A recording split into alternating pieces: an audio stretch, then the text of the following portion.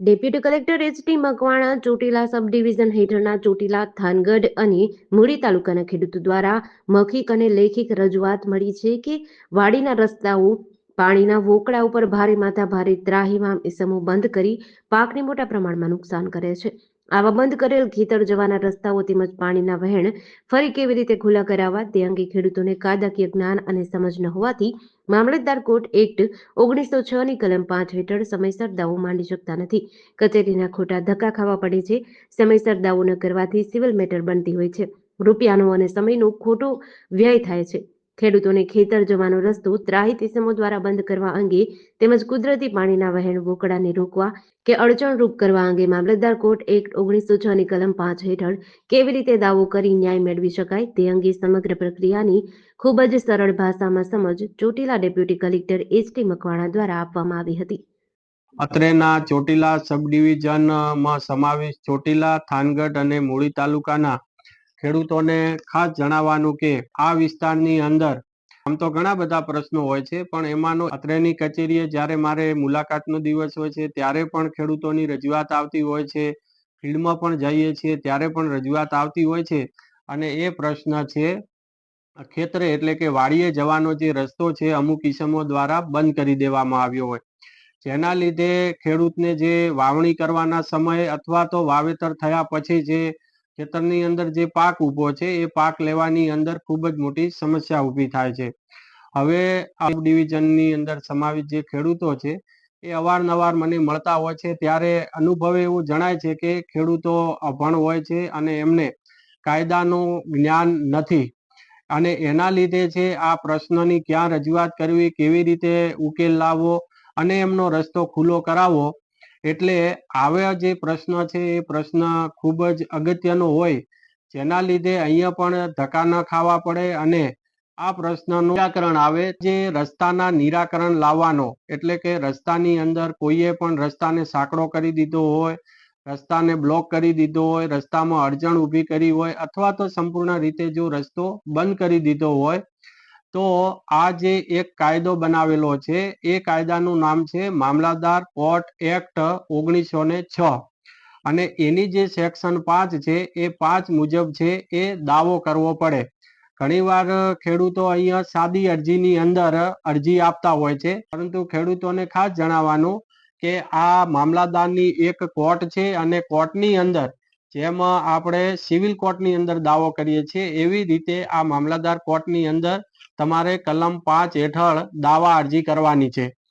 દાવા અરજીની અંદર શું વિગત હોવી જોઈએ એ આ જ કાયદાની સેક્શન 7ની અંદર જોગવાઈ કરેલી છે કે આ દાવા અરજીની અંદર છે વાદીનું નામ, એમનું ઉંમર, એમની ધર્મ, ધંધો, સાથે સાથે જે લોકોએ આ રસ્તો બંધ કર્યો છે એને પ્રતિવાદી બનાવવા પડે.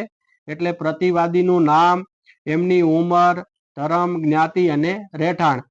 ત્યારબાદ એની અંદર જેનો કબજો ઉપયોગ કરવા માટે માગેલ હોય તે મિલકતનો જે પ્રકાર છે, એનું સ્થળ છે, અને જે તારીખે દાવાનું કારણ ઉત્પન્ન થયું હોય તે તારીખ, અને જે હકીકતો ઉપરથી આ દાવાનું કારણ ઉત્પન્ન થયું હોય તે હકીકતો છે એ આ દાવાની અંદર આવી જવી જોઈએ. સાથે સાથે જો વાદીના દસ્તાવેજો હોય તો તેમની, અને જો તેમના કોઈ સાક્ષી હોય તો એ સાક્ષીઓ પણ આ દાવા અરજીની અંદર દર્શાવવા પડે. એટલે સેક્શન 7 મુજબ જે વિગતો છે એ વિગતો સાથેની દાવા અરજી કરવી પડે. મેન અગત્યનો મુદ્દો એ છે કે દાવો ઉત્પન્ન જે થાય છે એટલે કે જે દિવસેથી રસ્તો બંધ થયો છે એ રસ્તો બંધ થયાના 6 મહિનાની અંદર આ દાવો દાખલ કરી દેવો પડે. એટલે કે મામલતદાર કોર્ટની અંદર સેક્શન 5 હેઠળનો દાવો છે એ જે દિવસે રસ્તો બંધ થાય છે એ જ દિવસે આ અરજી છે એ અરજી તમે કરવા હકદાર બની જાઓ છો, અને આ દાવો છે એ 6 મહિનાની અંદર કરવો પડે.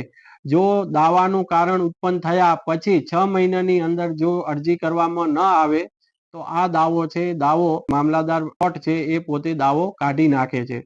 એટલા માટે જે સેક્શન 5(3) ની અંદર છે કે દાવો છે એ દાવો 6 મહિનાની અંદર કરી દેવો જોઈએ. ત્યારબાદ વિધિસરની જે પ્રક્રિયા છે, ઇન્સાફી કાર્યવાહી ચાલુ થશે. પક્ષકારોને નોટિસ આપવામાં આવશે. નોટિસ આપ્યા પછી સાંભળવામાં આવશે, અને સર્કલ ઓફિસર અને રેવન્યુ તલાટીને સ્થળ પર મોકલી અને પંચરોજ કામ અને જરૂરી જે પણ કોઈ રેકર્ડ આધારિત સ્થળ આધારિત જે પણ કોઈ દસ્તાવેજી પુરાવા છે એ પણ રજૂ કરાવવામાં આવશે. સાક્ષીઓને સાંભળવામાં આવશે. સાક્ષીઓની જે જુબાની છે એ જુબાની પણ મામલતદાર દ્વારા લેવામાં આવશે. અને ત્યારબાદ 2 થી 3 મુદતો કે જે પણ કોઈ જેટલી મામલતદાર કોર્ટને લાગુ પડે કે એમને કે મુદતો આપવી છે એટલી મુદતો પાડ્યા પછી મામલતદાર કોર્ટના હુકમથી જો છે એ નિકાલ કરવામાં આવતો હોય છે. અને ત્યારબાદ કાં તો મનાઈ હુકમ આપવામાં આવે છે અથવા તો રસ્તો ખુલ્લો કરવા માટેની હુકમ કરવામાં આવે છે અને આ હુકમનો છે પછી પાલન કરાવવામાં આવે છે. હવે ખાસ વાત એ પણ છે કે જે દાવો ચાલ્યો છે અને મામલતદાર કોર્ટે જે હુકમ કર્યો છે એની સામે આ કાયદામાં અપીલની કોઈ જોગવાઈ નથી, પરંતુ ફેર તપાસની એટલે કે રિવિઝનની જોગવાઈ કરવામાં આવેલી છે.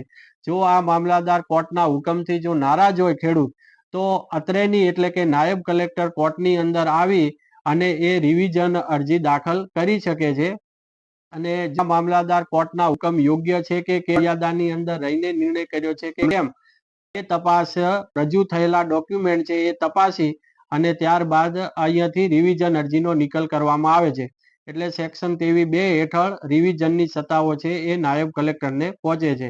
એટલા માટે જો પણ કોઈ મામલતદાર કોર્ટનો જે હુકમ હોય હુકમની સામે નાયબ કલેક્ટરની અંદર થાય છે.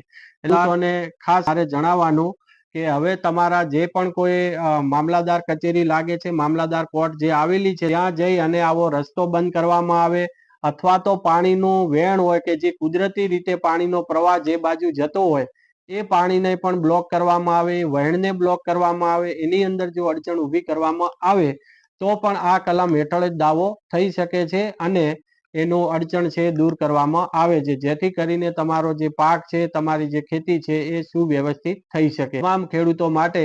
જેથી કરીને અહીંયા ધક્કા કે ન ખાવા પડે. આ વિડીયો છે સમગ્ર ગુજરાતના ખેડૂતોને પણ આ જ પ્રશ્ન હોય તો સમગ્ર રાજ્યની અંદર આ કાયદો અમલી છે અને એનો લાભ લેવા વિનંતી.